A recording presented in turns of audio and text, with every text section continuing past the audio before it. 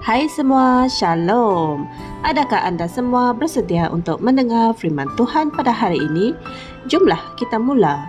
Firman Tuhan yang akan saya kongsikan bersama adalah bertajuk Berdoalah untuk pemimpin dunia. Haleluya. Mari kita sama-sama melihat ayat pembukaan kita dari Alkitab 1 Timotius 2 ayat 1 hingga 2 yang berkata, "Sebab itu, pertama sekali aku menasihatkan agar dipanjatkan permohonan, doa, syafaat dan ucapan syukur untuk semua orang, untuk raja-raja dan untuk semua pembesar, supaya kita dapat menjalani kehidupan yang tenang dan tentram dalam segala kesalehan dan ketulusan. Amin."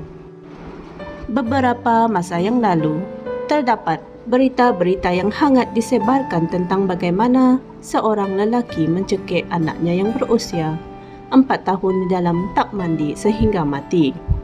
Setelah membunuhnya, dia menangis dengan linangan air mata. "Saya tidak tahu mengapa saya melakukannya. Sudah semestinya dia telah dipenjarakan atas kesalahan tersebut." Dalam kata-katanya dia berkata, "Saya merasakan suatu kekuatan di luar kemampuanku dan saya mencekik anak saya sendiri." Dan juga ada berita mengenai seorang budak lelaki berusia 16 tahun yang masuk ke rumahnya dan membunuh ibu bapanya dengan tembakan. Dalam kebingungan, dia hanya berdiri di situ dan mengatakan dia tidak tahu mengapa dia melakukannya. Hal ini adalah mengenai anak-anak lelaki, anak-anak perempuan, para lelaki dan para wanita, para suami dan para istri, para ayah dan para ibu dari neraka. Mengapa mereka dikatakan dari neraka?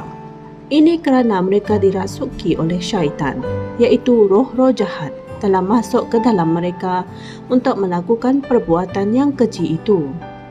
Sebab itulah Tuhan menyuruh kita berdoa untuk para pemimpin kerana mereka tidak terkecuali dari pengaruh syaitan.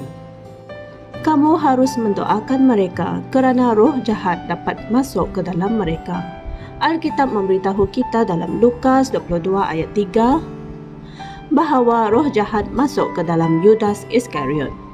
Apabila perkara itu terjadi, dia berjalan keluar dari tempat Yesus dan murid-muridnya berada, lalu pergi bertemu dengan ketua imam untuk membincangkan persiapan bagi mengkhianati Yesus, Anak Allah. Ketika Yudas melihat Yesus tergantung di kayu salib, dia menyangka Yesus akan turun dari kayu salib itu secara mukjizat. Tetapi dia tidak berbuat demikian. Matius 27 ayat 3 hingga 5 memberitahu kita, ketika Yudas yang telah mengkhianati dia melihat bahawa Yesus telah dijatuhi hukuman mati, maka menyesallah dia, lalu mengembalikan 30 keping perak itu kepada kepala imam-imam dan orang tua-tua itu. Maka Yudas pun melemparkan wang perak itu ke dalam rumah Tuhan, lalu pergi dari situ dan menggantung diri. Apakah yang kamu dapat pelajari dari perkara ini? Syaitanlah yang menyebabkan dia melakukannya. Itulah yang berlaku kepada sebilangan para pemimpin hari ini. Mereka mengambil langkah-langkah yang merugikan, merosakkan dan memudaratkan negara-negara, bangsa-bangsa, perniagaan dan sistem-sistem mereka.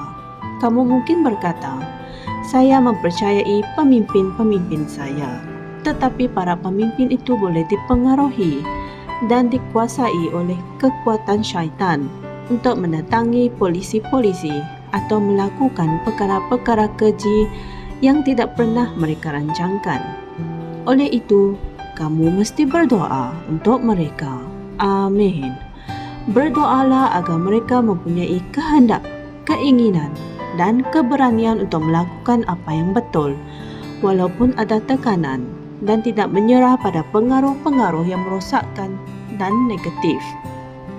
Dan kamu juga patut berdoa untuk membantras para pemimpin yang mementingkan kepentingan mereka sendiri atau menyokong agenda-agenda syaitan yang menyebabkan rakyat mereka menderita. Dan yang paling penting sekali, Berdoalah untuk penyelamatan manusia dan para pemimpin. Haleluya. Saudara-saudari semua, mari kita sama-sama berdoa. Ya Bapa, aku berdoa untuk para pemimpinku hari ini, agar kebijaksanaan dan pengertian diberikan kepada mereka untuk memimpin mengikut kehendak dan rencana ilahi-Mu, dan untuk membuat keputusan-keputusan yang tepat, yang menguntungkan rakyat mereka, dan yang menyebabkan kedamaian dan kemakmuran dibangunkan. Dalam nama Yesus. Amin. Untuk renungan tambahan, kalian boleh merujuk Alkitab Yeremia 29 ayat 7 dan Yehezkiel 33 ayat 6 hingga 7. Haleluya. Beritakanlah Injil firman Tuhan ini kepada kawan-kawan, keluarga, jiran dan sesiapa sahaja dengan menekan butang like, share dan subscribe di YouTube channel Rhapsody Reality Malaysia. Jumpa lagi esok. Tuhan memberkati. Kami percaya saudara-saudari semua telah diberkati dengan perkongsian firman dari Rhapsody Reality. Bagi sesiapa yang ingin menjadikan Yesus Kristus sebagai Tuhan dalam kehidupanmu, kamu boleh mengucapkan doa ini bersama dengan saya.